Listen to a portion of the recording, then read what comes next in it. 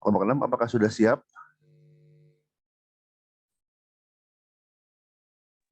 Siap, Pak.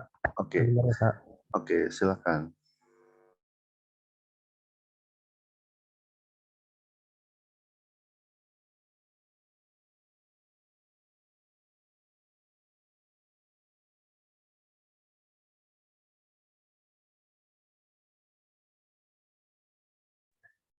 Apa sudah terlihat, teman-teman? Terlihat. Ya, terima kasih, Pak. Oke. Assalamualaikum warahmatullahi wabarakatuh. Selamat pagi, Bapak Imam dan teman-teman sekalian. Kami grup 6 pada kesempatan kali ini akan mempresentasikan materi terkait International Workforce Planning and Staffing. Grup kami terdiri dari Ashifa Dinda, Deborah Christine, Reza Abdisalam, Safina Adita, Ricky Devito, dan Aronata. Nah, jadi jika kita membicarakan terkait International Workforce Planning, sebenarnya apa sih yang melatar belakangi hal ini muncul? Nah, latar belakang ini diawali dengan perekonomian secara global yang semakin bertumbuh, di mana itu mempengaruhi terkait kompleksitas HRM yang menghasilkan 4 tuntutan. Yang pertama, bagaimana HRM bisa mendapatkan kualitas yang baik terhadap pekerja atau talent yang mereka rekrut ke perusahaan. Nah, dalam quality ini terdapat 2 konteks utama, yaitu bagaimana si pekerja bisa learn atau belajar atau mempelajari secara baik dan juga bisa perform secara baik. Nah, selanjutnya tuntutan yang kedua itu bagaimana sih HRM itu bisa merelokasi staf yang mereka butuhkan, karena tidak semua negara tujuan MNI atau multinational enterprise itu tenaga kerjanya bisa mencukupi kapasitasnya sesuai yang dibutuhkan oleh perusahaan. Maka dari itu terdapat tuntutan bahwa HRM ini harus bisa sanggup merelokasi staf yang mereka butuhkan ke negara tujuan tersebut. Nah, yang ketiga yaitu bagaimana HRM bisa learn to recruit and hire in multiple locations and culture, di mana HRM harus bisa terus berkembang untuk belajar sistematis bagaimana rekrut dan hire pekerja di negara-negara yang berbeda dengan kultur yang berbeda. Mungkin hal ini udah banyak dipelajari di bab-bab sebelumnya ya. Dan yang terakhir, bagaimana HRM ini bisa menyebarkan stafnya ke tempat-tempat atau tujuan yang pas dan cocok yang bisa menguntungkan bagi perusahaan maupun bagi si pekerja tersebut.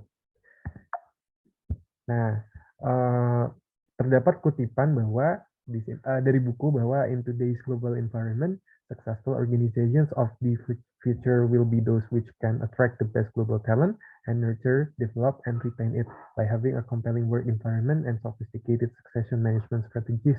Intinya, tadi bagaimana adanya kompleksitas HRM ini yang dipengaruhi oleh global ekonomi tadi, di situ bahwa terdapat kutipan perusahaan atau organisasi yang bisa sukses itu adalah perusahaan atau organisasi yang bisa mengambil global talent yang baik bagi perusahaan. Nah, tapi tidak hanya bisa mengambil, tapi having the right talent at the right place and at the right time itu adalah isu yang penting bagaimana multinational enterprise itu bisa sukses. Nah, maka dari itu, teman-teman, akhirnya timbul International Workforce Planning yang didefinisikan sebagai proses bagaimana HRM bisa mengestimasi kebutuhan ketenaga kerjaannya dari aspek recruiting, selecting, and repatriating talent in organizations with operations in different countries. Nah, tapi tidak hanya untuk mengestimasi kebutuhan ketenaga kerjaan aja, tapi hasil dari atau output dari International Workforce Planning ini outputnya bisa dimanfaatkan untuk perusahaan mengambil kebijakan atau keputusan yang bisa dimanfaatkan untuk kedepannya. Nah, mungkin sebagai contoh dalam konteks ketenaga kerjaan, jika perusahaan mau berekspansi ke luar negaranya, ke negara tujuannya, perusahaan dari data yang didapatkan oleh International Workforce Planning ini, seperti contoh di sini ada participation rates of men and women in various locations, and the overall unemployment rate, whether only local people would be expected to apply for particular jobs, whether people with the necessary education or skills are available locally. Intinya data yang didapatkan dari labor force ini bisa dimanfaatkan untuk perusahaan mengambil kebijakan-kebijakannya, entah mereka ingin menempatkan posisi perusahaan atau pabriknya di lokasi yang strategis di mana, dan juga melihat populasinya itu yang akan mereka rekrut seperti apa gitu. Di sini ada contohnya grafnya, ada participation rates di sini. Di sini ada komponen percentage, terus juga ada umur, dan juga ada gender, ada male dan female. Nah, selanjutnya komponen yang kita bicarakan di International Workforce Planning ini adalah ketersediaan data atau availability of data. Nih, terdapat juga kutipan di buku One of the Major Obstacles to M&E Workforce Planning itu adalah the lack of accurate data about labor forces, terutama di negara-negara yang masih berkembang.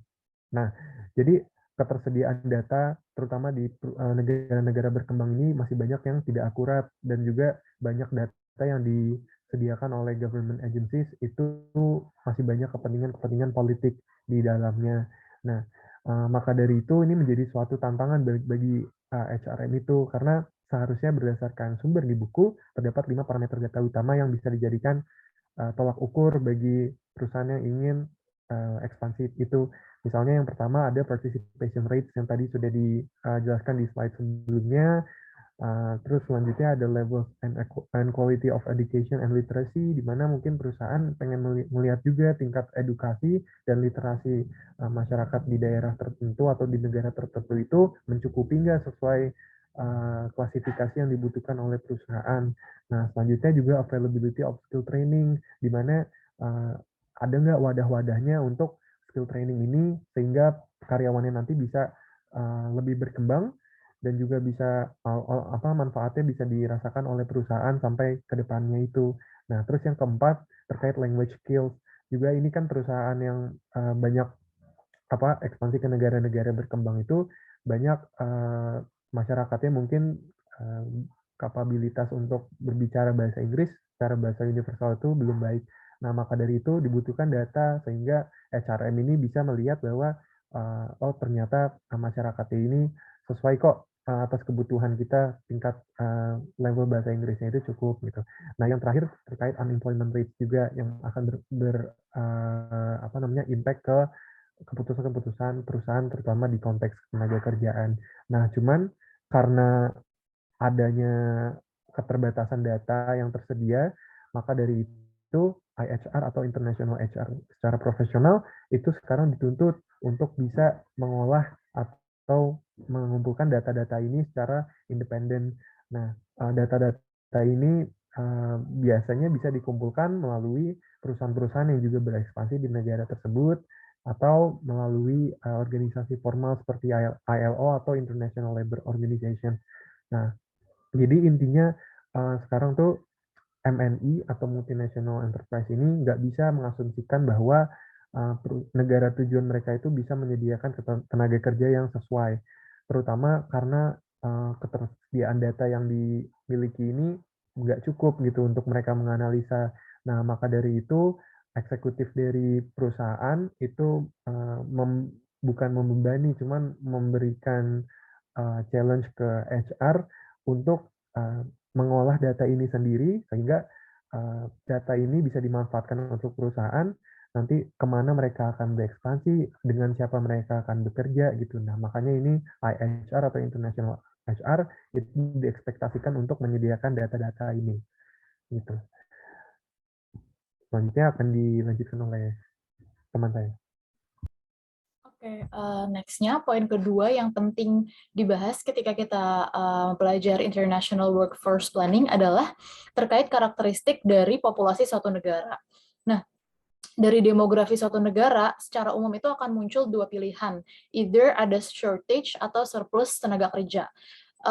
In contrast, contohnya kalau di developed economies atau developed countries, yang terjadi adalah aging populations, sehingga terjadi shortage workforce, yaitu kondisinya yang terjadi lebih banyak yang retire daripada yang masuk ke labor force karena rendahnya fertility rate. di sisi lain, kalau di developing dan emerging economies atau countries, tenaga kerja mudanya itu banyak, yang entering labor force itu banyak, tapi secara kualitas itu rendah. Yaitu mereka, kebanyakan dari mereka itu lack skills yang dibutuhkan sama MNEs.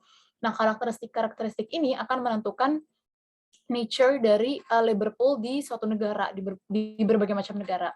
Karakteristik apa aja selain tadi, selain misalnya fertility rate gitu yang ngaruh ke, bisa kita lihat di piramida penduduknya, itu yang lain adalah female and male labor force participation rate.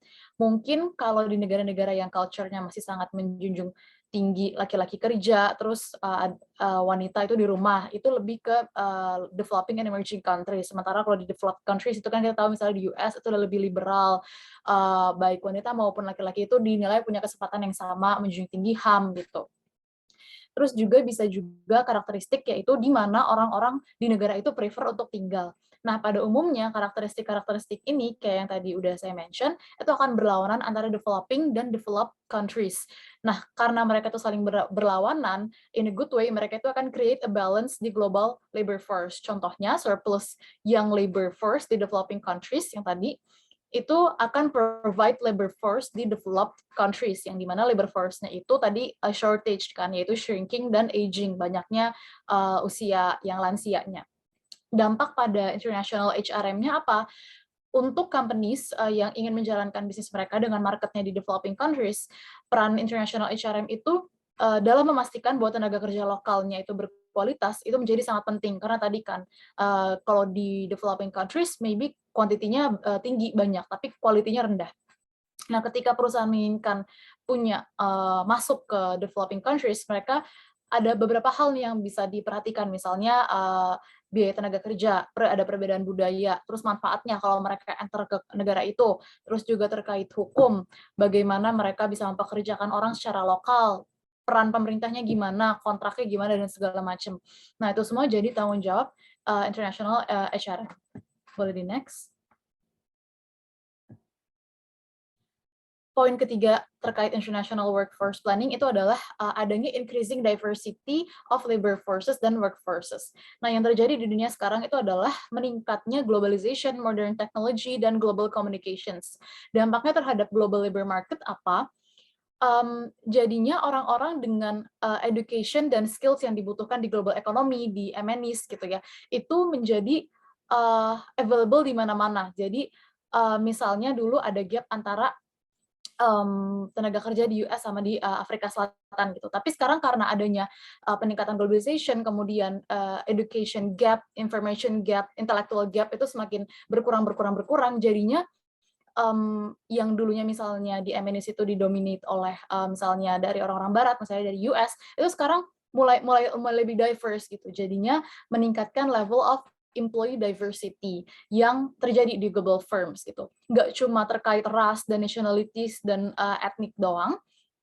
Yang terjadi di international workforce planning juga adalah grup-grup tertentu yang mungkin dulu itu nggak punya kesempatan untuk participate much di labor market, mereka sekarang bisa lebih berpartisipasi. Misalnya di satu negara tertentu dulu orang-orang muda itu terdiskriminate, mereka nggak bisa banyak berpartisipasi. Sekarang bisa.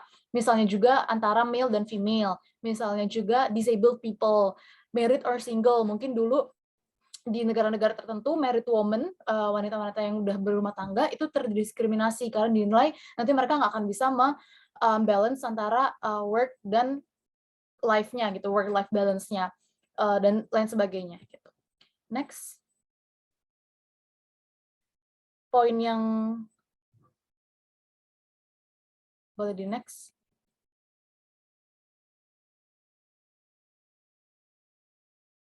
Oke, poin yang selanjutnya adalah adanya mobilisasi tenaga kerja, yaitu emigrasi dan imigrasi.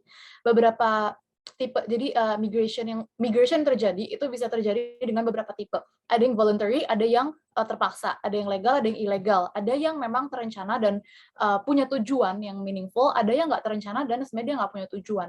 Nah, di beda-beda negara, ya, case yang terjadi itu beda-beda, tergantung dengan tadi types of migration yang tadi. Contohnya, kalau di Filipina itu memang secara sengaja mereka memanage beberapa percentage dari labor force mereka untuk bekerja di negara lain gitu.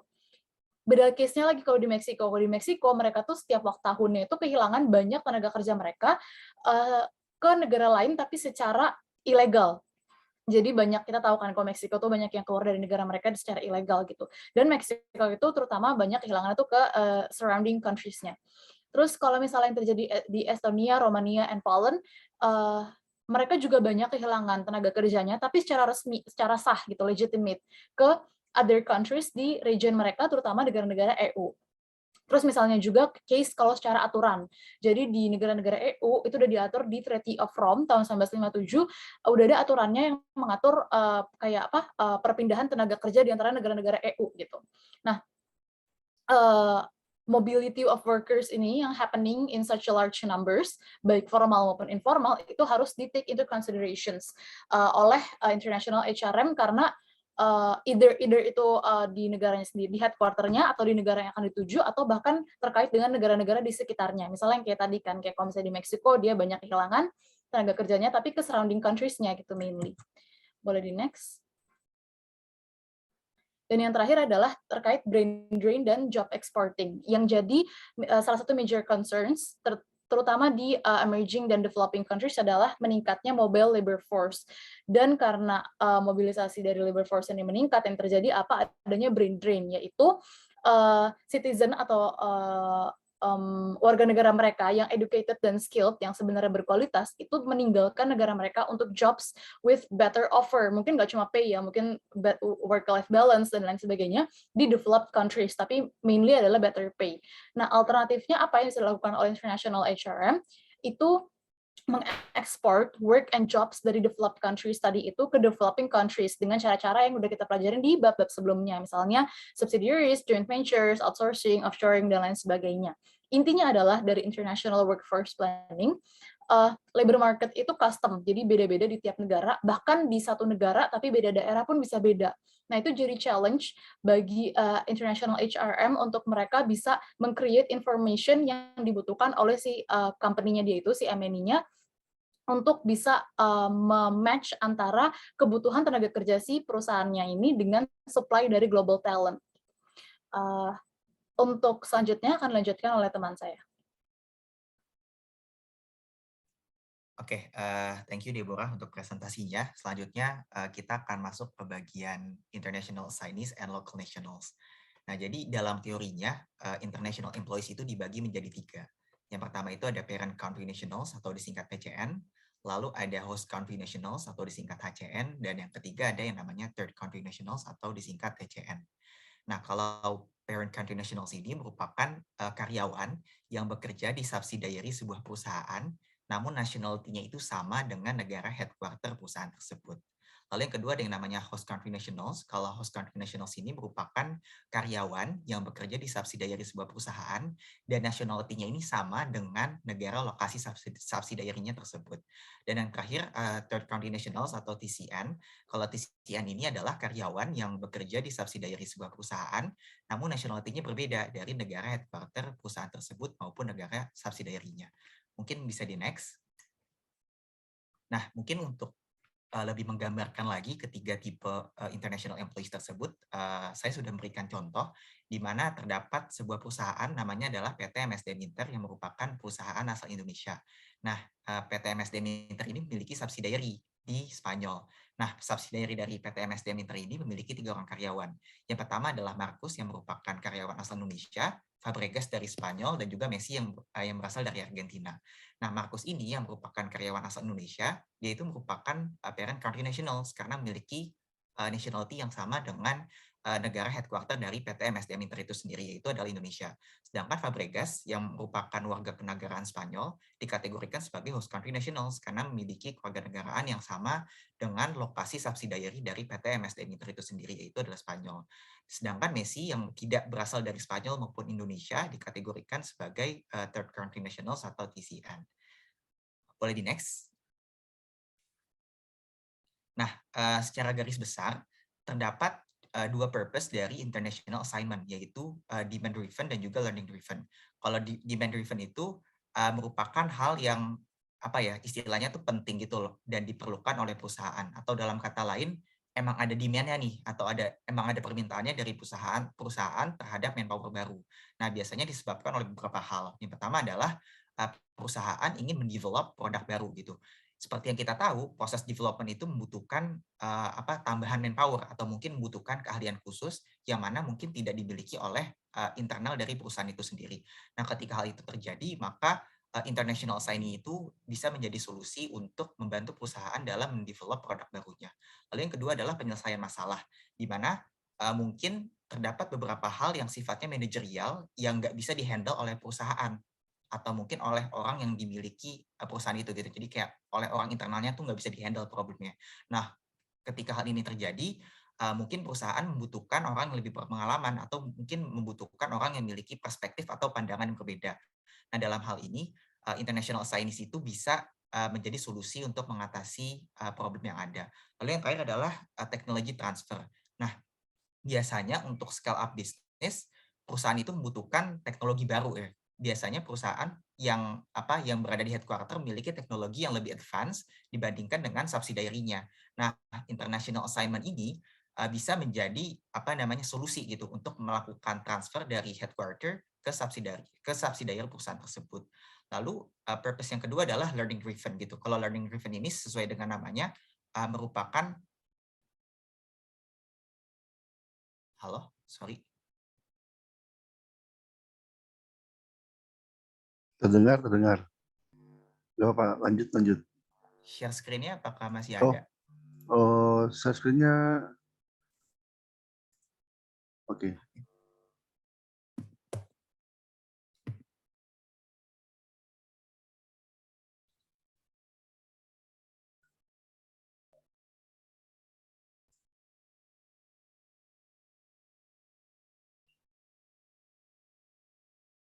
Oke, sudah terlihat.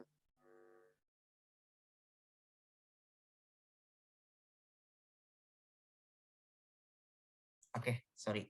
Oke, untuk selanjutnya selain demand driven ada juga yang namanya learning driven. Nah, sesuai dengan namanya, kalau learning driven ini merupakan sesuatu hal yang mungkin sifatnya tuh nggak urgent gitu, tapi international assignment ini bisa menjadi cara untuk memperkaya pengetahuan dan juga pengalaman yang dimiliki oleh karyawan. Yang pertama mungkin bisa transfer pengetahuan supaya pengetahuan yang dimiliki oleh karyawan yang berada di headquarter maupun yang ada di subsidiary itu sama gitu loh. Jadi kayak tidak ada ketimpangan antara pengetahuan dan juga pengalaman yang dimiliki oleh perusahaan yang ada di headquarter dan juga yang bekerja di subsidiary-nya.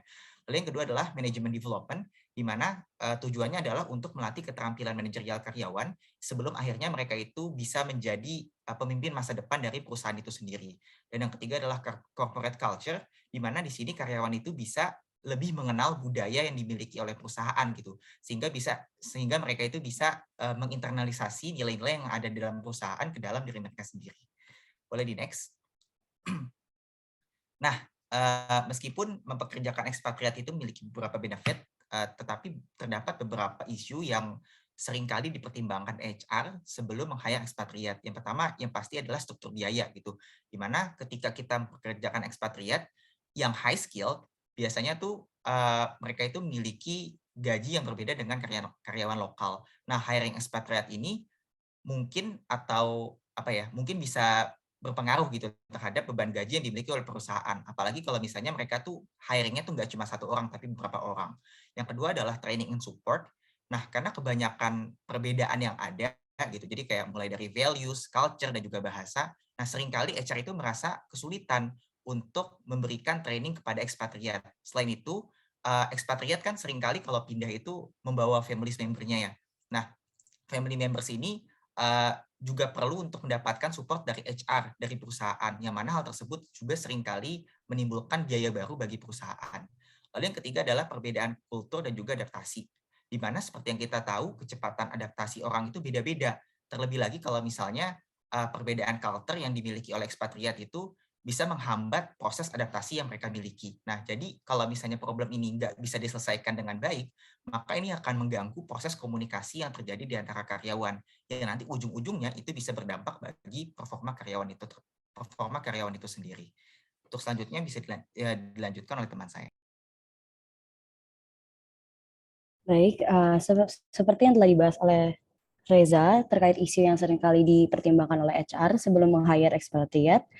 Oleh sebab itu kita dapat berbicara terkait responsibilities dari international HRM terkait international employees yang beragam dan bergantung pada beberapa faktor, yaitu yang pertama ada bentuk international employees itu sendiri. Tentunya HRIM akan memiliki tanggung jawab lebih terbatas terhadap karyawan kontrak dibandingkan dengan karyawan tetap.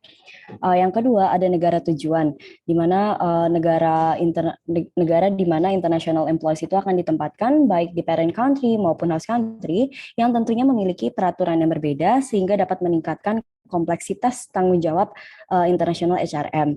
Yang ketiga ada tipe operasi internasional dan misalkan seperti anak perusahaan yang dipegang penuh oleh parent company atau joint ventures. Dan yang terakhir ada globalisasi, di mana globalisasi juga mempengaruhi banyak aspek dalam pelaksanaan international HRM, misalnya dari segi cultural differences. Nah, dengan meningkatnya variasi employees dalam perusahaan, tentunya akan membawa tantangan baru bagi international HRM. Nah, international HRM akan menghadapi berbagai tantangan baru, baik dari segi proses seleksi, persiapan, penyebaran, dan pengelolaan global workforce itu sendiri. Selain itu, IHR managers juga akan menghadapi kebutuhan yang meningkat terkait cross-cultural awareness, knowledge, dan skill, seperti misalnya kemampuan bahasa asing hingga kemampuan mereka mengelola SDM dalam setting internasional. Contohnya, perusahaan perlu belajar lebih terkait terhadap performance management bagi international employees. Meskipun sekarang ini udah banyak MNEs yang telah memiliki pengalaman dalam hal ini, tapi nyatanya interaksi cross-national dalam lingkungan kerja itu juga dapat menciptakan banyak masalah dalam performance management, seperti bagaimana dampak budaya nasional terhadap kinerja, standar kinerja, dan bagaimana kemampuan reviewers menilai itu semua. Dari segi compensation atau pay and support services juga akan memerlukan penyesuaian. Tentunya gaji bagi pekerja jangka pendek dengan manajer yang dikirim untuk mengelola anak perusahaan selama beberapa tahun akan berbeda. Nggak cuma gaji, tapi juga kompensasi yang didapatkan juga akan berbeda. Boleh di next. Berikutnya ada beberapa pertanyaan yang dapat digunakan oleh perusahaan untuk membantu mereka dalam mengelola international employees. Nah, saya akan menekankan pada pertanyaan 6 dan 7, di mana perlu diingat bahwa perusahaan memiliki tujuan dan tugas yang berbeda dalam mempekerjakan international employees. Misalnya untuk seperti project team atau negosiasi jangka pendek hingga operasi baru. Sehingga tujuan akhir yang dicari dari masing-masing tugas tentunya juga akan berbeda, begitu pula dengan kemampuan dan kompetensi yang dibutuhkan di setiap roles. Pertanyaan-pertanyaan ini juga bertujuan untuk membantu international HRM dalam menganalisis dan memilih jenis pekerja yang tepat untuk tugas tertentu, serta mengoptimalkan utilisasi pekerja dalam lingkungan bisnis global. Selanjutnya akan dilanjutkan oleh teman saya. Oke, selanjutnya mengenai International Staffing and NME HRM Function. Di mana kita tahu dari penjelasan-penjelasan sebelumnya bahwa pada dasarnya managing global workforce itu akan create many issue lah buat si International Human Resource Management ini. Yang mana setelah kita melakukan tadi proses planning dan juga proses staffing, pada dasarnya ke depannya kita akan menghadapi berbagai macam isu-isu ke depan lah bagi seorang International Human Resource. Ada beberapa isu di sini yang di-highlight, ada sekitar 5 isu. Yang utama yaitu yang pertama mengenai International Recruitment, Selection, and Preparation.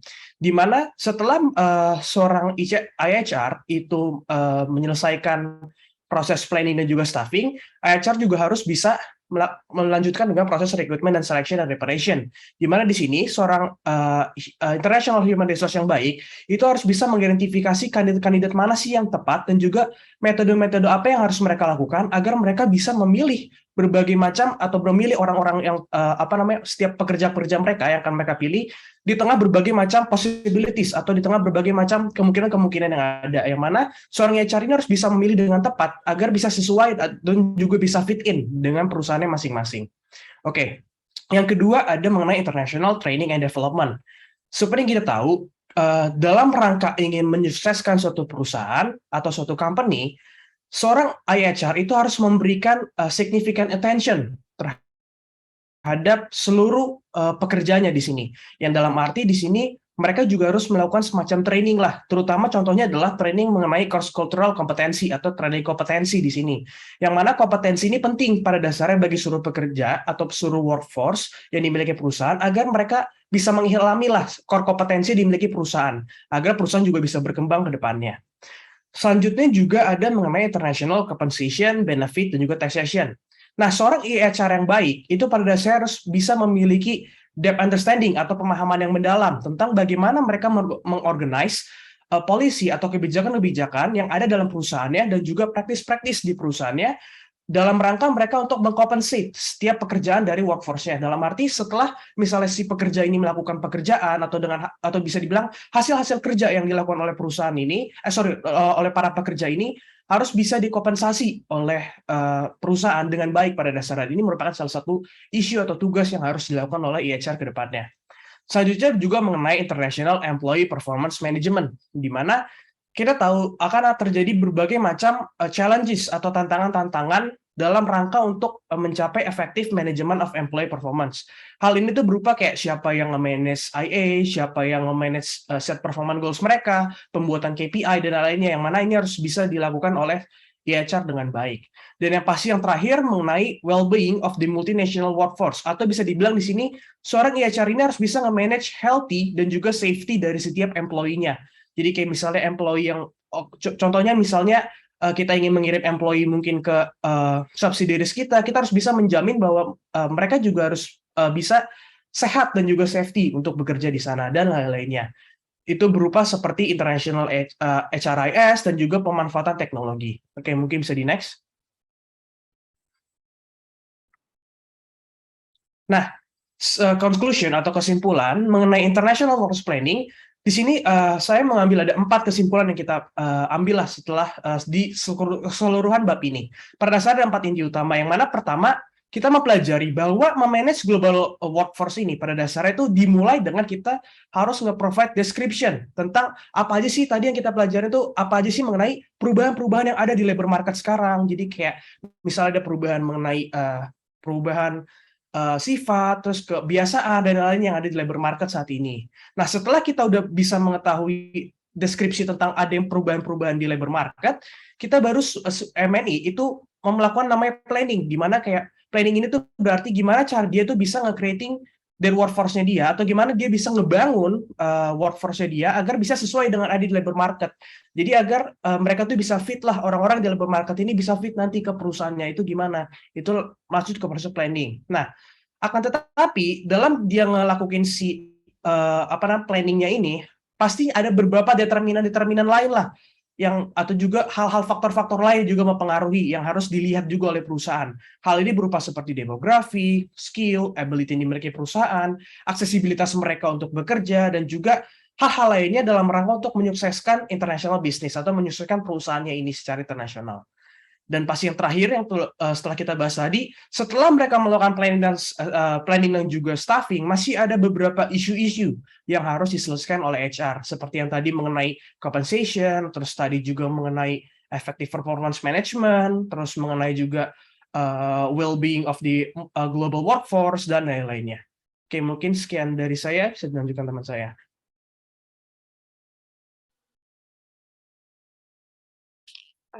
Selanjutnya setelah penjelasan dari teori, akhirnya kelompok kami akan masuk ke dalam case, di mana kelompok kami ini memilih perusahaan Barden. Jadi perusahaan Barden ini tuh telah menggambarkan bagaimana perencanaan tenaga kerja ini telah menjadi aktivitas global bahkan untuk perusahaan lokal. Jadi Barden ini adalah produsen bantalan bola lokal yang berbasis di Danbury. Dan pada akhir tahun 1980-an, akhirnya Barden ini memiliki peluang untuk meningkatkan bisnisnya. Dan untuk mencapai hal ini, Barden harus menambah manpower atau tenaga kerjanya sekitar 125 karyawan per jam. Namun Barden ini menemukan hambatan di mana ternyata tenaga kerja lokal Danbury ini tuh mengalami pengangguran rendah, sehingga Barden ini tuh kekurangan seseorang yang dapat direkrut untuk memenuhi jumlah tenaga kerja yang diinginkan. Nah, akhirnya International HRM ini tuh mulai mencari cara untuk merekrut karyawan baru, antara mereka mengeluarkan insentif untuk memberikan insentif yang lebih besar sehingga karyawan ini bisa beralih ke perusahaan Barden atau mereka ini merekrut seorang imigran. Nah, ketika akhirnya Barden ini memutuskan untuk merekrut seorang imigran, pasti ada beberapa tantangan yang ditemukan, yaitu yang pertama, mereka itu tuh harus menguasai kosakata dasar dari Barden itu sendiri, lalu menguasai matematika dasar, mampu mengikuti prosedur operasi standar, dan juga menguasai bahasa Inggris. Mungkin keempat itu tuh sudah menjadi keahlian mereka di dalam negara asalnya, tapi ketika mereka akhirnya memutuskan bekerja di Barden, pasti ada perbedaan dalam pelaksanaannya. Nah, dari sekian banyaknya tantangan, ditemukan salah satu kesulitan dari para imigran itu sendiri, di mana mereka itu kesulitan untuk menguasai bahasa Inggris. Nah, akhirnya Barden ini memutuskan untuk bekerja sama dengan Beryl, yaitu sebagai perusahaan pelatihan bahasa untuk menyediakan training. Nah, program ini tuh memiliki sejumlah efek, di mana akhirnya para imigran ini mampu menguasai bahasa Inggris, di mana akan berdampak juga kepada perusahaan dan karyawan itu sendiri, di mana di perusahaan itu akhirnya standar tenaga kerja perusahaan Barden itu tuh terpenuhi. Lalu yang kedua itu para karyawan tuh juga meningkat kemampuan bahasanya, terutama di dalam bahasa Inggris. Dan juga yang ketiga itu, ketika Barden ini kan merupakan perusahaan lokal, ketika akhirnya mereka ini memutuskan untuk go internasional, ada beberapa kemampuan yang sudah dimiliki oleh para karyawannya, sehingga nantinya itu akan menarik karyawan baru yang berkualitas tinggi untuk masuk ke dalam perusahaan Barden. Jadi dari case itu sendiri, bisa di next, timbullah beberapa pertanyaan, di mana boleh di next. Ya, beberapa pertanyaan di mana apakah imigran ini merupakan sumber pekerjaan yang baik untuk mengisi posisi yang kosong? Lalu apa saja hambatan dalam mempekerjakan imigran? Lalu apakah imigran selalu disambut oleh setiap negara untuk mengisi lowongan pekerjaan? Nah, bisa dilihat dari pengertian imigran itu berdasarkan teori adalah karyawan yang dipekerjakan untuk bekerja di perusahaan asing, tapi asal keluarga negaranya adalah negara lain. Nah, imigran ini adalah sumber pekerja yang baik untuk mengisi posisi yang kosong jika, yang pertama, jika angkatan kerja dalam negara tersebut menghadapi tingkat pengangguran yang rendah.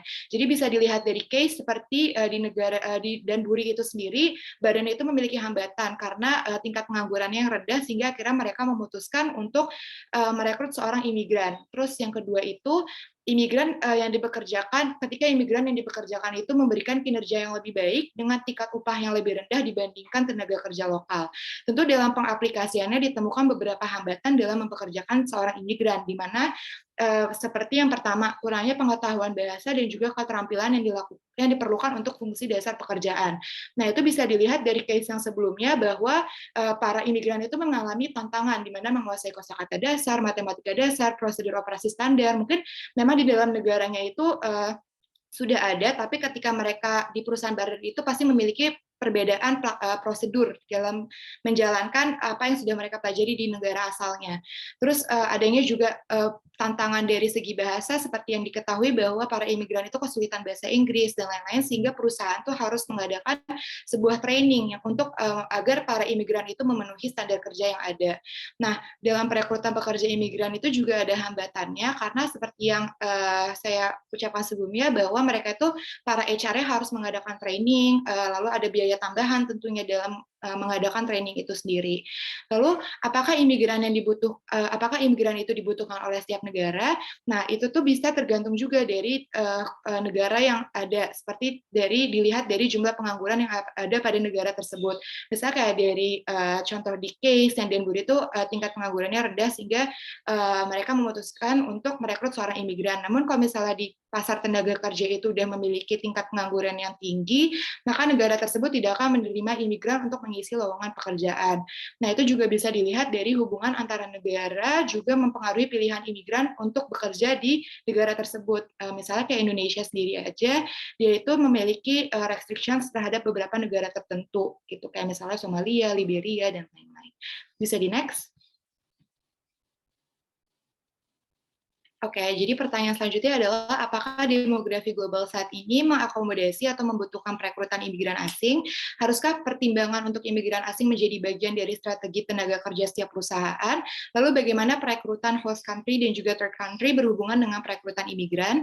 Jadi demografi global ini tuh membutuhkan perekrutan imigran asing. Kenapa? Karena adanya globalisasi, multinational enterprise ini akhirnya memperluas domain mereka ke beberapa banyak negara. Contohnya karena adanya penguasaan pasar yang lebih baik, biaya tenaga kerja atau material yang lebih rendah, adanya keterampilan yang lebih baik. Nah, akhirnya perusahaan itu membutuhkan tenaga kerja dengan perspektif yang lebih luas atau yang bisa menawarkan perspektif baru kepada perusahaan, di mana akhirnya perusahaan ini membutuhkan tenaga kerja multinasional atau membutuhkan perekrutan imigran asing. Lalu, apakah adanya hubungan antara perekrutan host country dan juga third country dengan perekrutan imigran? Bisa dilihat dari pengertiannya terlebih dahulu, host country itu adalah karyawan yang berasal dari anak perusahaan yang sudah dibuka. Jadi seperti penjelasan Eja tadi sebelumnya mengenai kayak yang Messi, lalu ada MSDM International dan lain-lain. Dan dari pengertian third country itu sendiri itu adalah karyawan yang bukan berasal dari keduanya, bukan berasal dari induk perusahaan maupun berasal dari anak perusahaan. Nah, keduanya itu memiliki hubungan dengan para perekrutan imigran karena bisa dilihat dari ketika mereka akhirnya dipekerjakan pasti ada pelatihan dan juga pengembangan sehingga para karyawannya itu bisa memenuhi standar kerja yang dibutuhkan oleh MNIF itu sendiri. Bisa di next.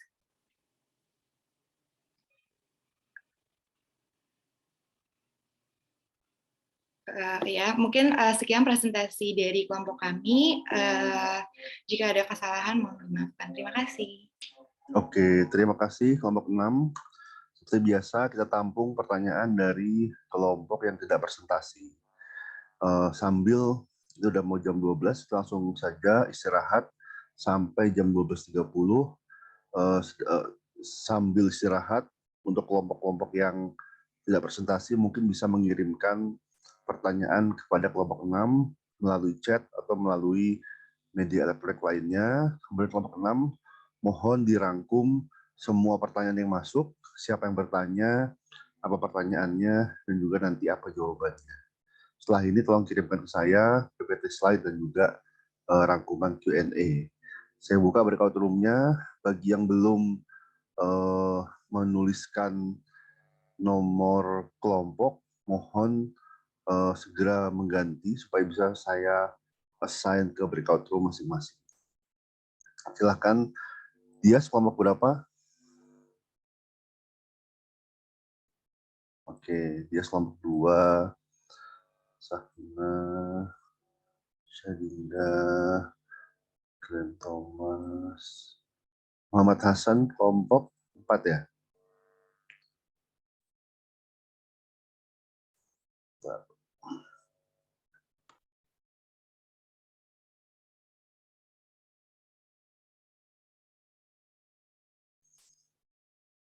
Nurzihan kelompok berapa?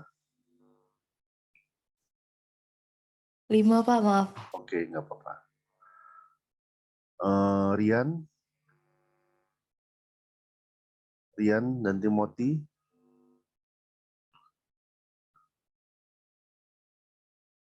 Oke, Timothy kelompok 4.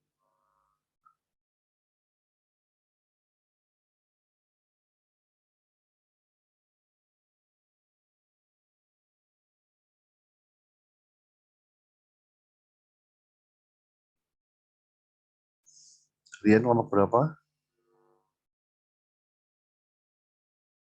Pak, maaf saya tadi mau Hasan kelompok 3, Pak. Oke, sorry. Iya. Saya pindah kelompok 3 ya. Masih, Pak. Oke.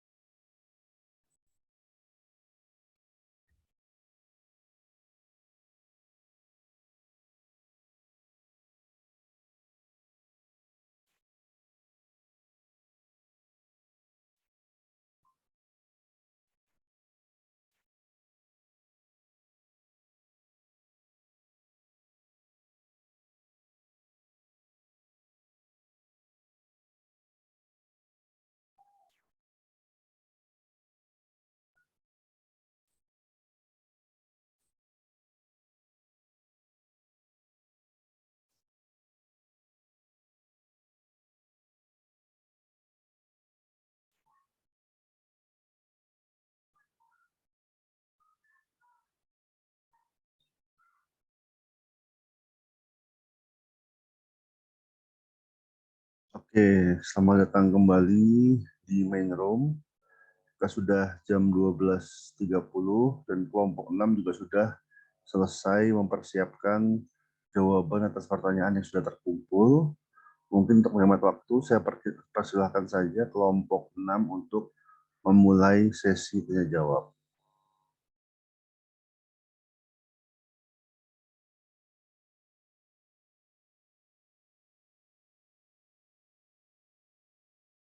Kelompok 6, ya, silakan. Saya akan memulai menjawab pertanyaan pertama dari Diandra terkait brain drain. Pertanyaannya, semakin banyak negara yang terganggu dengan semakin banyaknya brain drain, terutama developing countries kan. Nah, menurut kelompok, bagaimana brain drain bisa dihentikan dan apakah terdapat benefit dari adanya brain drain pada sebuah negara?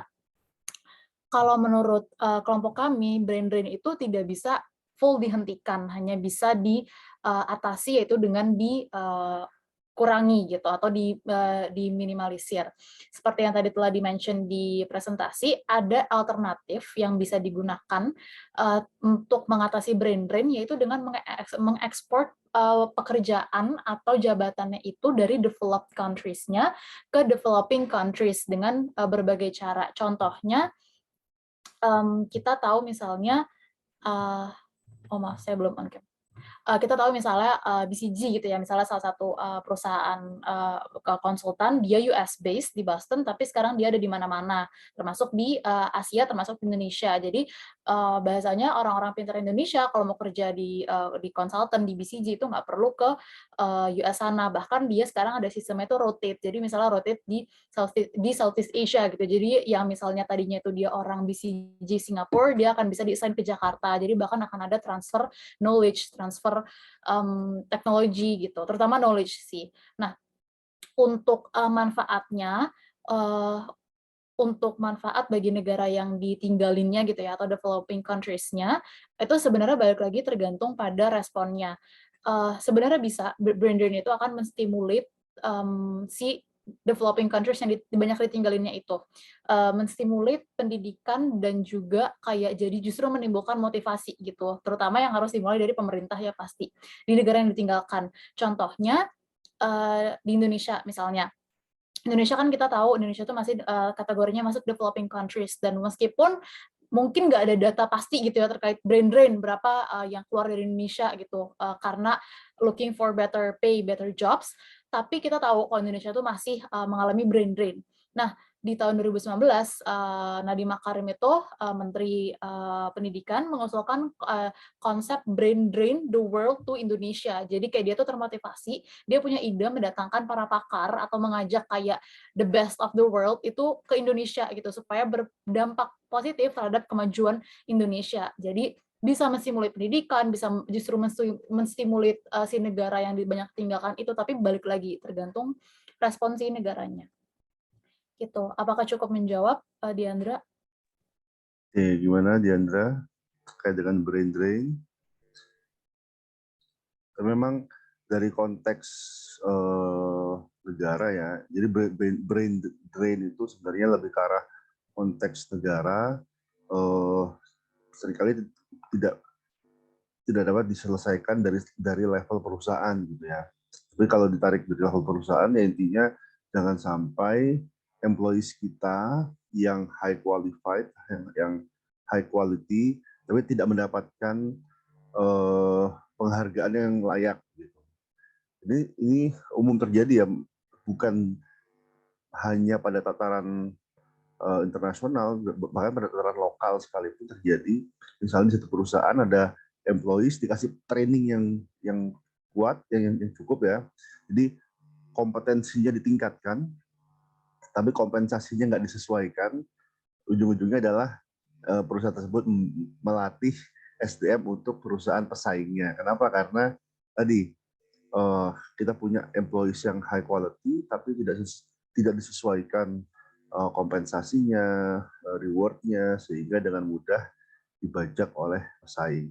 Ini merupakan hal suatu yang dikhawatirkan juga pada level negara. Jangan sampai anak-anak terbaik bangsa sudah disekolahkan dengan pendidikan yang tinggi ya, S2, S3, kemudian nggak balik gitu, malah berkembang di negara lain. Di sisi lain, brain drain itu juga mungkin bisa dikatakan diaspora. Diaspora itu bagaimana orang-orang dari yang memiliki akar di Indonesia tapi berkembang di berbagai negara di dunia. Sebenarnya nggak ada masalah sebetulnya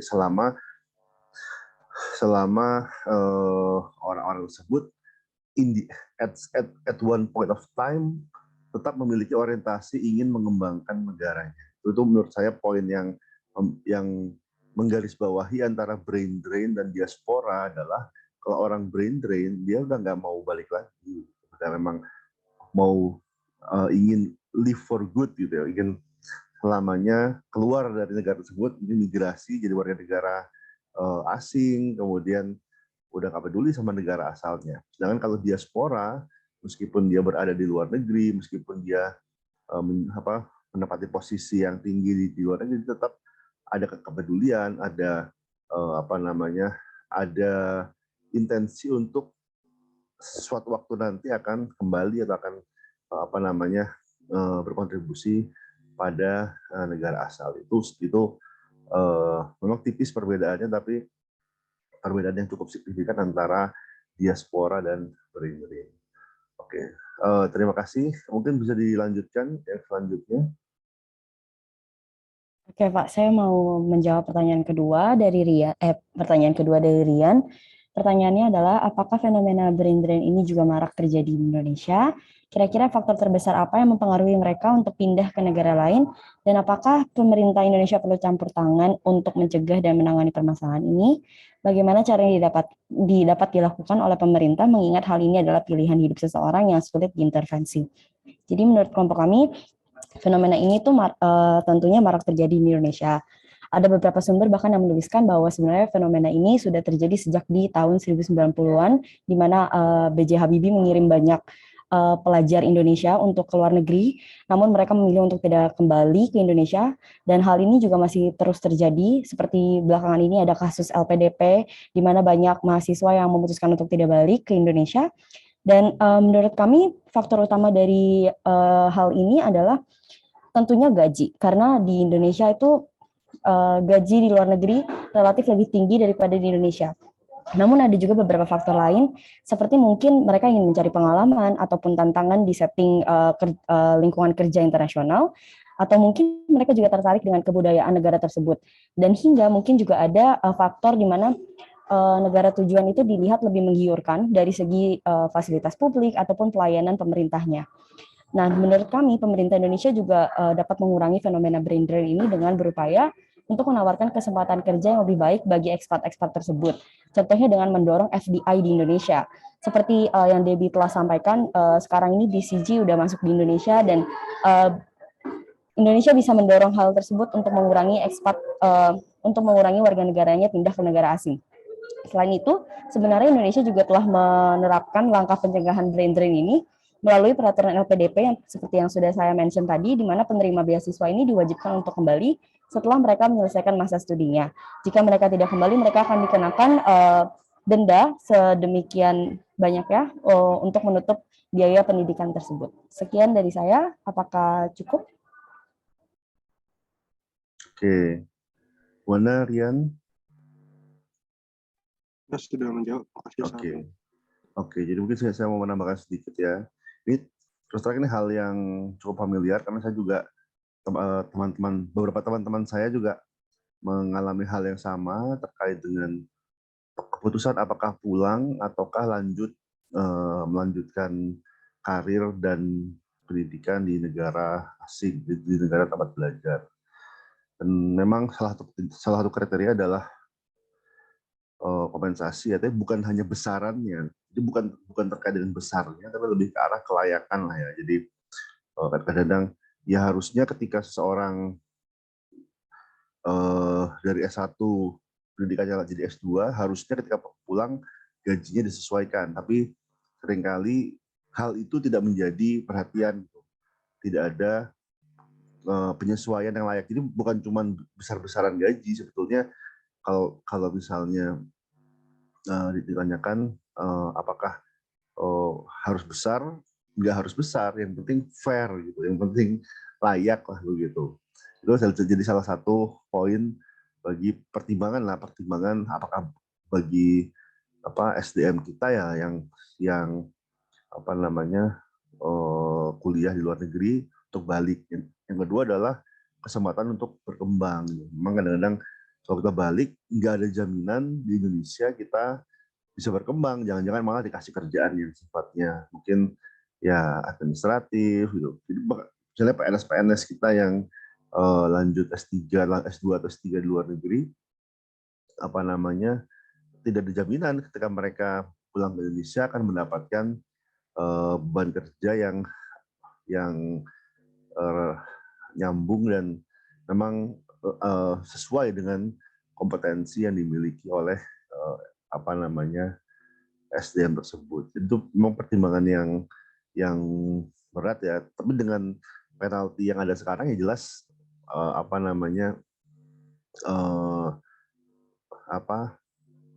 membatasi, kecuali ada mungkin pihak eksternal yang bersedia membayarkan dendanya. Nah itu lain hal ya. Tapi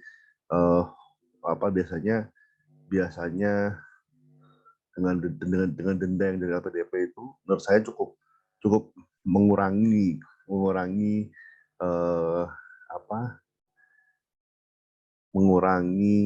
jumlah SDM kita yang sudah beasiswa tapi nggak balik. Tapi apakah fair?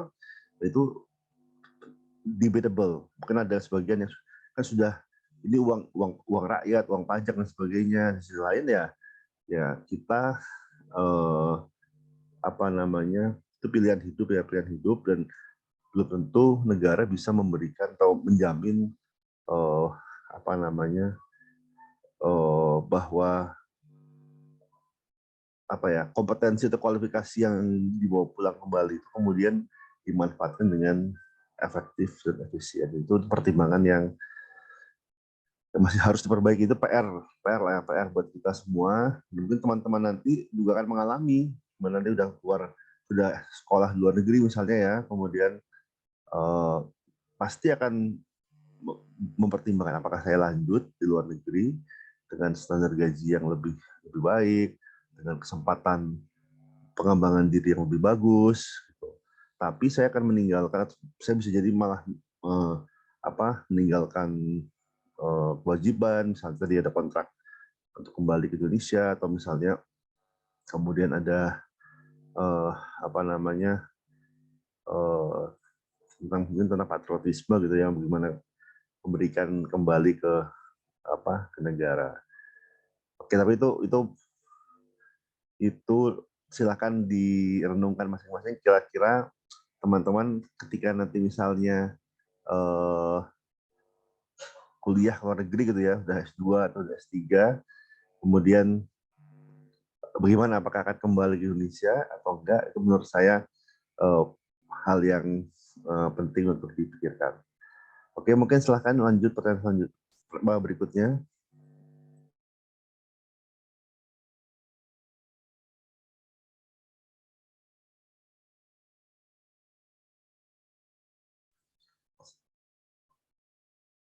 Pertanyaan berikutnya, siapa yang menjawab? Oke Pak, mungkin saya ingin menjawab pertanyaan nomor 5, di mana boleh dikebawahin nggak Tok?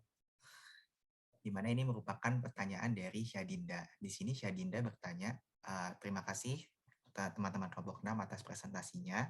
Seperti yang kita tahu, perbedaan budaya berdampak besar bagi kinerja karyawan, terutama bagi ekspatriat. Nah, karyawan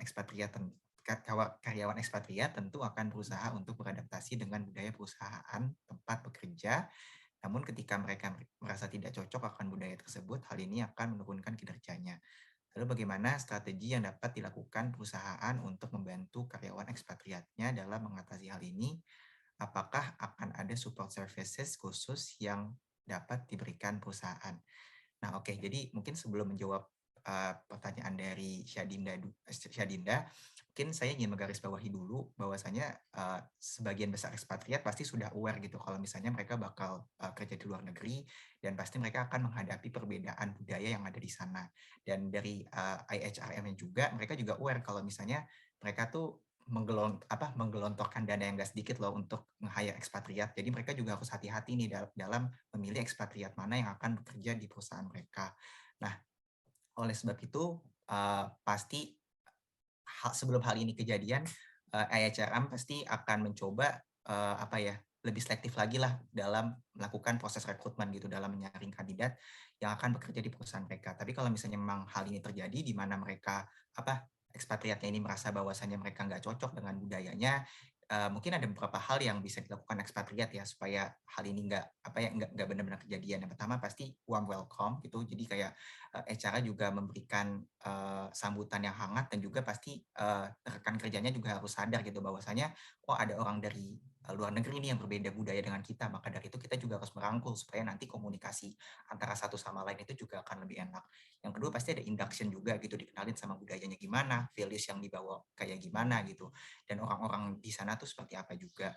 Lalu yang pasti HR juga perlu memberikan support gitu kepada keluarga dari ekspatriat tersebut kalau misalnya ekspatriat ini membawa keluarga gitu. Karena balik lagi, ketika keluarganya nyaman berada di sana, pasti ekspatnya juga bakal nyaman gitu. Dan ketika ekspatnya nyaman, maka dia tuh bisa adapt secara lebih cepat gitu dengan kondisi budaya yang ada. Mungkin kira-kira seperti itu, Syadinda. Oke, terima kasih. Good point ya, bahwa tidak hanya ekspatriatnya, keluarganya pun juga penting untuk di-support gitu. Jangan sampai karyawannya betah, employees betah, ekspatriatnya betah, tapi keluarganya yang nggak betah. Itu bisa mengganggu pengalaman atau proses kerja ekspatriat. Oke, silakan. Terima kasih. Lanjut pertanyaan berikutnya. Ya, saya izin menjawab pertanyaan nomor 4. Pertanyaan dari Catherine. Jadi pertanyaannya, terima kasih kelompok 6 atas presentasinya. Saya ingin bertanya apakah naturalized athlete atau pemain atlet naturalisasi itu menjadi bagian dari international HRM juga terhadap pemilihan staffing dari suatu tim, dan apakah proses pertimbangan dan adjustment seperti training, development dari naturalized athlete ini juga menggunakan proses yang sama dengan international staffing and di MNI IHRM function. Nah, jadi ini pertanyaannya cukup tricky sebenarnya, karena kalau menurut kami untuk sport atau olahraga dengan bisnis itu merupakan dua industri yang berbeda. Jadi mungkin jawaban kami mungkin secara konteks dalam pembahasan di materi ini mungkin konteksnya berbeda ya. IHRM yang dibahas di sini itu lebih pendekatannya ke enterprise atau ke kewirausahaan atau bisnis atau organisasi. Tapi kalau misalnya secara konsep mungkin mirip antara sport dan perusahaan ini, karena beberapa ini konsep di international staffing dan di functionnya ini itu juga beberapa mirip, karena kebetulan saya juga cukup ini mengamati olahraga di Indonesia, dan saya tahu beberapa tahapan-tahapan dalam pemilihan pemain naturalisasi, bagaimana scoutingnya dimulai, terus mulai merekrut, terus juga bagaimana di sini di training dan developmentnya di sini gimana, dan juga sampai diperlakukan di sini sebagai warga negara dari segi kompensasinya, benefit yang dikasih, terus tax-nya gimana, itu semua tuh ada pihak yang mengurus. Dan biasanya kalau dari timnas Indonesia sendiri itu biasanya dari manajemennya gitu. Jadi mungkin secara manajemennya itu mirip ya, cuman secara konteks agak berbeda sih. Gitu, apakah cukup menjawab? Oke. Nah, kalau atlet ini juga mungkin antara satu cabang dengan cabang lain juga ada perbedaan-perbedaan ya, jadi nggak bisa dipukul rata juga. Tapi memang kalau misalnya seperti menurut saya, kalau untuk klub, kalau ada klub mungkin bisa mirip-mirip dengan dengan staffing di perusahaan, karena klub itu seperti organisasi bisnis juga sebetulnya begitu. Sedangkan kalau proses naturalisasinya oleh persatuan olahraganya, perhimpunannya mungkin akan berbeda. Oke, terima kasih. Mungkin yang berikutnya silahkan.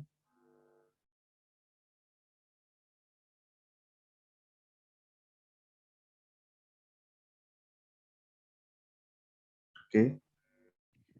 Mungkin saya izin menjawab pertanyaan dari Syamaiza Riyandi, kelompok 5. Jadi Syamaizar ini bertanya bahwa ekspatriat ini umumnya memang mendapatkan gaji yang lebih tinggi dibandingkan pekerja lokal. Jadi dari suatu hasil survei, gaji dan tunjangan ekspatriat ini bahkan bisa mencapai 4 kali hingga 9 kali dari gaji pekerja lokal. Lebih lagi terdapat banyak training dan juga support yang tentunya akan mengeluarkan biaya. Hal ini memang membuat perusahaan harus mengeluarkan biaya yang tinggi untuk meng-hire expat. Akan tetapi, meskipun tujuan di hire expatriat adalah untuk mendapatkan perspektif baru dan mendapatkan skill set yang tidak dimiliki oleh pekerja lokal, kerap kali pada kenyataannya keterampilan dan juga kualifikasi kerja ekspatriat sebanding dengan pekerja lokal perusahaan. Pertanyaannya, bagaimana perusahaan menghadapi kasus yang demikian? Lalu apakah terdapat solusi atau cara bagi perusahaan untuk menekan biaya yang tinggi dalam meng-hire ekspatriat? Dan di sisi lain, dengan tetap memastikan bahwa hiring ekspatriat merupakan strategi yang worth it bagi mereka. Nah, sebelumnya memang kelompok kami memang mengakui bahwa ketika kita akhirnya perusahaan ini memutuskan untuk meng-hire seorang ekspatriat, pasti membutuhkan biaya yang lebih tinggi dibandingkan tenaga kerja lokal. Namun dalam situasi tertentu, pasti internasional HRM dalam perusahaan tersebut pasti udah melakukan research mengenai kemampuan tenaga kerja lokal yang ditawarkan. Apakah sebelum akhirnya perusahaan itu memutuskan untuk meng-hire seseorang, apakah tenaga kerja lokal itu memiliki kemampuan dan juga skill yang setara dengan apa yang perusahaan itu butuhkan. Nah, bisa dilihat misalnya di negara India sendiri, dia itu merupakan salah satu negara dengan jumlah ekspatriat terbesar dibandingkan jumlah tenaga kerja lokalnya. Nah, hal itu mengapa bisa terjadi? Karena perusahaan itu mengakui bahwa tenaga kerja lokal itu tidak menyediakan apa yang mereka butuhkan. Contohnya, ketika ada perusahaan di India, perusahaan teknologi ingin membangun sebuah perusahaan teknologi, tapi tenaga kerja lokal itu tidak tersedia, akhirnya mereka lebih memilih misalnya melakukan meng-hire seorang ekspatriat dari negara Jepang yang jelas-jelas memiliki skill dan juga kemampuan yang lebih baik dari tenaga kerja lokalnya. Sehingga di sini peran dari international HRM itu penting untuk melihat terlebih dahulu apa kriteria atau karakteristik angkatan kerja yang dicari dan di negara mana kriteria angkatan kerja tersebut ditawarkan gitu. Nah, perencanaan yang efektif itu juga menjadi kunci untuk menghindari adanya kegagalan ekspatriat yang bisa menyebabkan adanya cost yang lebih besar ketika kita akhirnya meng-hire seorang ekspatriat. Di mana contohnya bisa diambil dari case di mana akhirnya perusahaan Barden itu misalnya mengadakan sebuah training bahasa karena kemampuan dari para pekerjanya itu tidak bisa menguasai bahasa asing. Namun ketika international HRM itu sudah melakukan research lalu pasti kan ketika mereka melakukan screening itu pasti membutuhkan proses yang panjang dan harus benar-benar mencari apa yang mereka butuhkan. Jadi kayak misalnya ketika perusahaan si Barden ini akhirnya meng-hire seseorang dan akhirnya melakukan training lagi sehingga sehingga karyawan ini memenuhi standar kerja yang ada. Tapi ketika international HRM ini berhasil meng-hire seseorang dengan standar kerja yang ada, jadi dia itu tidak perlu mengeluarkan biaya-biaya training yang lebih banyak lagi. Jadi itu bisa memotong cost juga. Mungkin itu jawaban dari kelompok kami. Terima kasih, Syamaizar. Oke, terima kasih. Mungkin lanjut pertanyaan berikutnya. Oke, mungkin lanjut selanjutnya pertanyaan dari Tatang. Terima kasih atas kelompok 6 atas presentasinya. Saya ingin bertanya, apakah yang sebaiknya dilakukan oleh perusahaan internasional yang ingin mempekerjakan talenta imigran dan minoritas di negara di mana penduduknya itu memiliki sentimen negatif dan sikap intoleran terhadap para imigran dan para minoritas, sebab mempekerjakan pekerja imigran minoritas bersama pekerjaan lokal pada situasi seperti ini menyebabkan berbagai permasalahan di lingkungan kerja. Oke, mungkin jawaban dari kami, permasalahan ini bisa terjadi tergantung dari perusahaan itu sendiri sih pada dasarnya. Nah, biasanya seorang international human resources sudah tahu betul lah mengenai kondisi perusahaannya itu sendiri. Jadi kayak apakah perusahaan itu bisa mempekerjakan imigran atau tidak, itu pada dasarnya perusahaan itu udah ngerti lah mengenai perusahaan sendiri. Ya dalam arti seorang international human resources ini udah tahu benar mengenai culture di perusahaan itu sendiri. Dalam arti apakah culture yang dianut oleh perusahaan ini mengandung kayak diversity atau enggak, terus kayak apakah para pekerja-pekerjanya itu bisa menerima orang-orang dengan berbagai macam latar belakang yang berbeda atau enggak, dan lain-lainnya seperti itu. Nah, jadi pada dasarnya untuk permasalahan seperti ini itu kembali lagi ke core kompetensi yang dimiliki oleh perusahaan itu sendiri atau yang dianut oleh perusahaan si IHR ini sendiri gitu loh. Jadi kalau misalnya core kompetensi dari si perusahaan ini benar-benar mereka itu bisa dan juga bisa menerima lah orang-orang yang imigran ini, ya itu tidak masalah untuk melakukan ini, dan kemungkinan besar tidak akan menjadi adanya permasalahan lah. Tapi kalau misalnya emang nggak bisa nih, dalam arti kayak kondisinya juga udah separah itu, ya mau nggak mau ya pasti untuk dia mempekerjakan talenta imigran atau minoritas pasti harus menutup kemungkinan lah pada dasarnya si International Human Resource ini untuk janganlah dulu mempekerjakan talenta imigran, kalau nggak pasti akan menyebabkan permasalahan. Mungkin begitu sih dari jawaban dari kelompok kami. Oke, gimana Tatang? Baik, terima kasih atas jawaban sudah cukup jelas dan menjawab. Terima kasih. Oke, betul ya bahwa yang harus dipersiapkan itu bukan hanya ekspatriatnya, tapi orang-orang yang akan menerima ekspatriat itu juga harus dipersiapkan. Kalau mereka masih berpikiran sempit, memiliki prejudis, sifat diskriminatif terhadap mungkin rasis begitu ya, belum siap untuk menerima karyawan ekspatriat. Kalau dipaksakan malah akan terjadi konflik. Jadi kalau seperti itu memang ya belum memungkinkan bagi perusahaan tersebut untuk mempekerjakan imigran dan ekspatriat. Siapa yang rugi? Yang rugi sebetulnya adalah perusahaan itu sendiri karena dia kehilangan akses terhadap talent pool yang lebih besar. Ya, ujung-ujungnya dia hanya akan mempekerjakan orang lokal yang belum tentu perform, belum tentu kompeten, tapi gara-gara mungkin budaya dan pola pikir yang sempit ya, sehingga ya tadi memiliki sentimen negatif dan apalagi sampai diskriminatif terhadap minoritas dan para imigran. Ya, mungkin itu yang selanjutnya silahkan.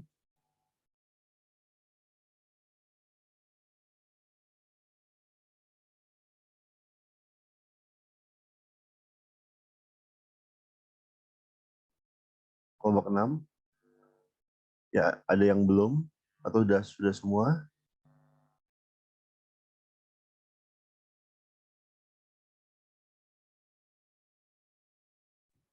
Bapak, maaf Pak, ini sebelumnya pertanyaan dari Timothy, kan pertanyaannya baru diketik ya Pak. Oke. Apa Oh boleh iya. didiskusikan dulu Pak? Oke, silakan didiskusikan Oh dulu. iya, Nanti kalau sudah maaf ya siap, Pak. silakan dijawab.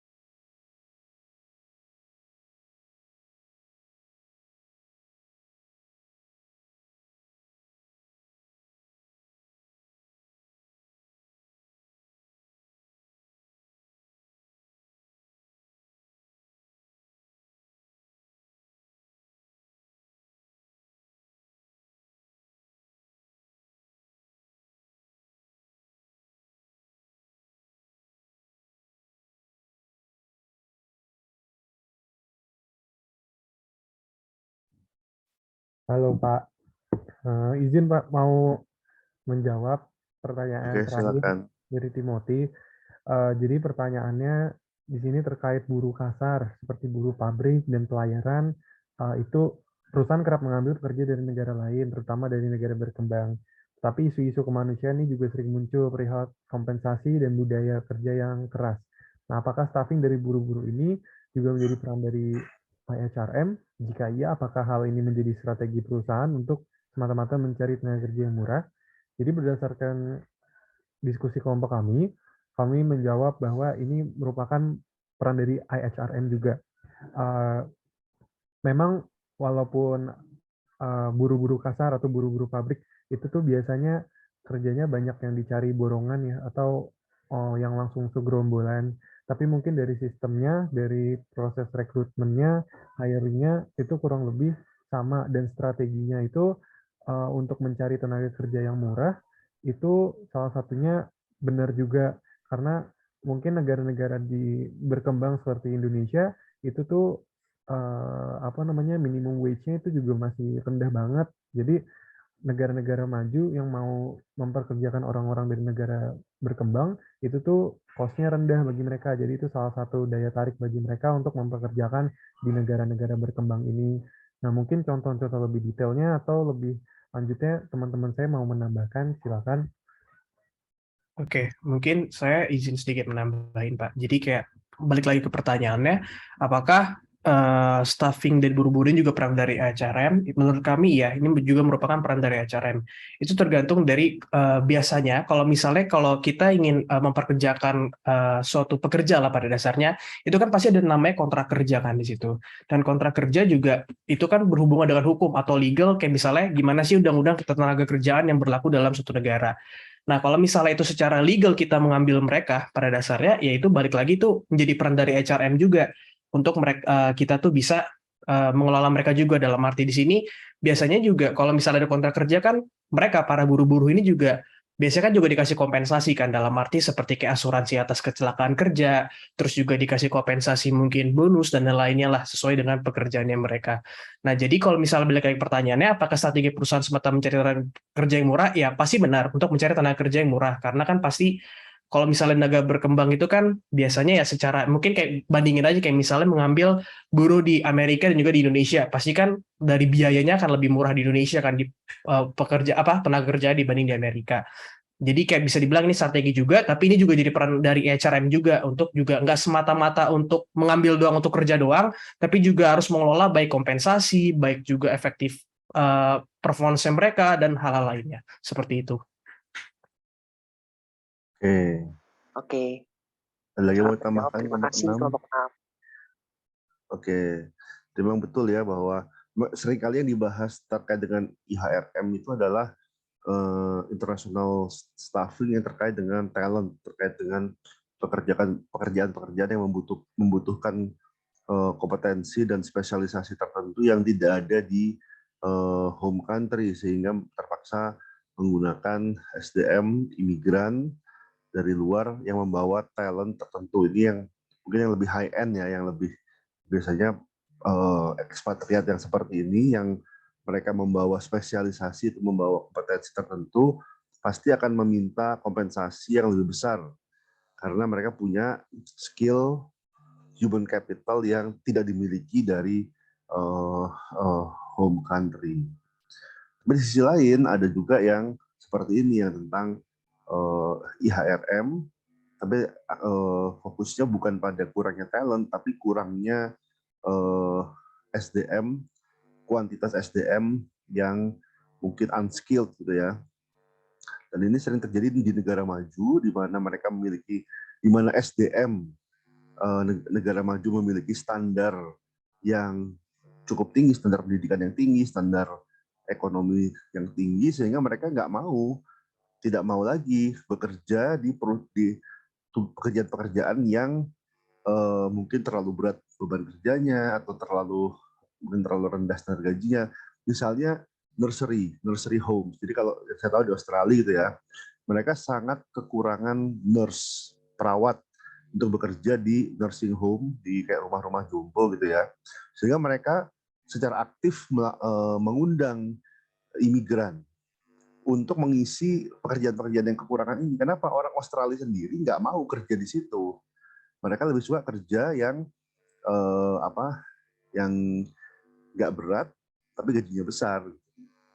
Misalnya di perbankan misalnya atau di pekerjaan-pekerjaan yang kerah putih gitu. Sedangkan di pekerjaan-pekerjaan yang yang kerjanya berat, gajinya biasanya di bawah standar atau di bawah rata-rata, itu mereka kurang tertarik. Misalnya apalagi kalau di nursery itu mereka seringkali harus ngurusin, mohon maaf ya, misalnya buang air besar, buang air kecil, begitu-begitu, itu nggak banyak yang mau, sehingga bahkan mereka sangat aktif mengundang mahasiswa, ya. Jadi mahasiswa dari luar negeri kuliah untuk di bidang nursing. Jadi ada fakultas keperawatan yang di Australia sana, sengaja ditarik supaya lulusannya itu kemudian bekerja di Australia karena sangat kekurangan SDM di bidang perawat. Itu terjadi. Tapi manajemennya lebih baik daripada manajemen buruh kasar gitu ya. Jadi bukan buruh kasar seperti buruh pabrik, tapi yang mungkin dia skilled tapi jenis pekerjaannya itu inherently bukan pekerjaan yang mudah gitu. Jadi membutuhkan labor yang berat sehingga nggak banyak orang yang mau. Kalau di Indonesia sendiri sebetulnya mungkin belum bahkan tenaga kerja kita yang mungkin dieksploitasi oleh mungkin negara Malaysia atau negara Singapura ya. Banyak kita sering terdengar ada tenaga kerja kita kirim ke negara tetangga, kemudian di sana diperlakukan dengan tidak manusiawi gitu ya. Dan itu ya kita nggak boleh menutup mata itu. Tapi dari sisi IHRM itu harusnya tetap memenuhi standar SDM di negara yang menjadi tujuan ya. Yang bermasalah itu adalah mereka yang jatuh di antara di sela-sela hukum gitu. Jadi masuk di gray areas, imigran yang mungkin berangkatnya legal gitu ya, tapi di sana kemudian entah bagaimana menjadi semi legal. Jadi mungkin perusahaan yang mensponsorinya tutup atau ternyata bermasalah sehingga dia berada di negara asing tanpa izin kerja yang jelas sehingga rentan dieksploitasi. Itu menjadi poin yang harus garis bawahi. Tapi ya mungkin dari kita juga dari Indonesia, dari yang mengirim TKI juga harus membekali TKI kita dengan skill. Jangan sampai kita kirim mereka hanya kayak kirim orang tanpa persiapan, diantaranya pengetahuan tentang hukum. Jangan sampai dia di sana dimanipulasi, kemudian diperlakukan seperti budak. Ini sesuatu yang saya setuju kalau dihentikan yang seperti ini, mengirimkan tenaga kerja Indonesia ke luar negeri tanpa persiapan, hanya mengharapkan devisa, mendapatkan remitansi dari SDM kita yang bekerja di luar negeri, yang unskilled, yang kadang-kadang dieksploitasi. Yang seperti itu tidak manusiawi dan ya tidak adil kalau kita hanya mengharapkan devisanya saja tanpa memberikan perlindungan yang memadai. Mungkin itu yang harus digarisbawahi. Jadi, tapi ini bukan kalau tentang imigran yang tadi itu, apakah masih ranah IHRM? Mungkin ada irisan juga dengan hukum ya, dengan hukum. Jadi mungkin itu di luar konteks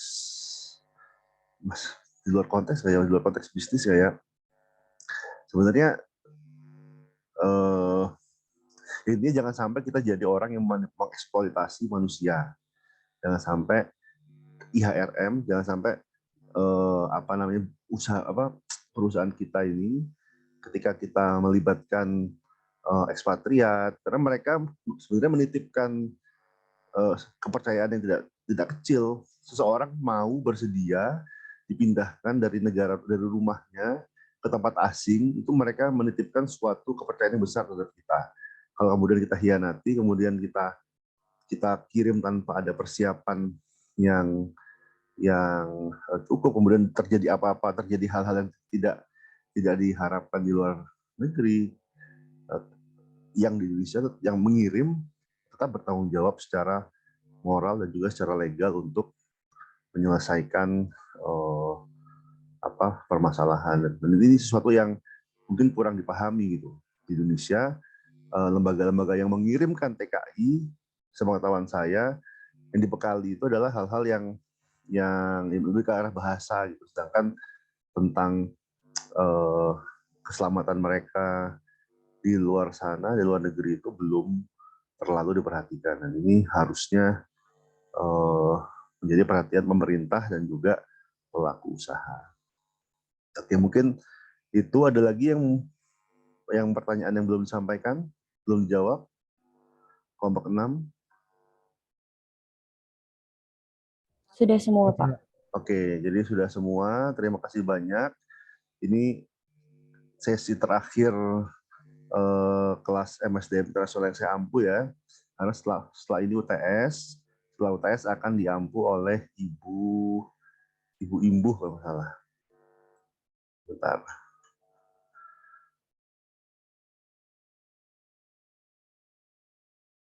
Ya, Bu Imbuh. Jadi untuk UTS intinya semua materi sudah ada di Emas 2, silahkan dibaca, silahkan ditonton video-videonya. Nanti untuk soal UTS juga seperti yang saya janjikan akan diambil dari Q&A tiap minggu. Tapi karena bentuk soal di open book, jelas nggak mungkin di jawaban close book. Jadi pasti bentuk pertanyaan akan disesuaikan, pertanyaan terbuka. Yang penting adalah logika dan rasionalitas menjawabnya harus sesuai dengan kerangka teori internasional human resource management. Mungkin itu saja dari saya. Terima kasih sudah berpartisipasi aktif selama setengah semester ini. Mohon maaf jika ada salah-salah perkataan atau perbuatan. Sampai jumpa di lain kesempatan mungkin ya. Selamat siang, selamat sore. Assalamualaikum warahmatullahi wabarakatuh. Waalaikumsalam. Terima kasih banyak, Pak. Terima kasih. Kelompok 6 setelah ini tolong jangan lupa mengirimkan rekaman PPT dan rangkuman tanya jawabnya ya. Ya, Pak. Baik, Pak. Oke. Baik, Pak. Terima kasih. Saya tutup. Terima kasih, Pak. Yo, sama-sama.